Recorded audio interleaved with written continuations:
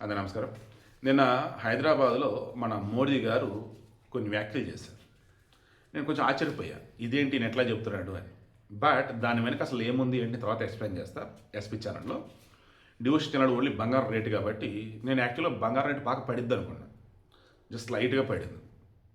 ఎంత 24 carat gold రూ. 220 పడిపోయి రూ. 1,52,130గా ఉంది.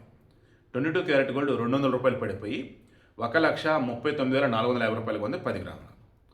ఇక 18 క్యారెట్ గోల్డ్ వచ్చేసి రూ. 160 పడిపోయి రూ. 1,14,100గా ఉంది. ఇక ఈ ప్లాటినం వచ్చేసి రూ. 80 పడిపోయింది. అది కూడా ప్లాటినం 60 క్షమించాలి, అది వచ్చేసి పెరిగిందండి. ప్లాటినం రూ. 80 పెరిగింది, రూ. 62,370గా ఉంది. తర్వాత వెండి కూడా రూ. 5,000 పెరిగింది, రూ. 2,80,000గా ఉంది. పర్లేదు, వెండి మీద కొంచెం ఆశ ఉంది. మేబీ రాను రోజులు ఇంకా పెరగవచ్చు. సో ఇవి బంగారం వెండి రేట్లు అయితే. ఇక బంగారం వచ్చేసి ఎందుకు ఆయన కొనొద్దన్నాడు, సంవత్సరం పాటు కొనొద్దని ఎందుకు అన్నాడు, ఏంటి రిమైనింగ్ అన్నీ కూడా కలగలిపి డీటెయిల్ వీడియో ఎస్‌పీ ఛానల్ ఇస్తాను చూడండి.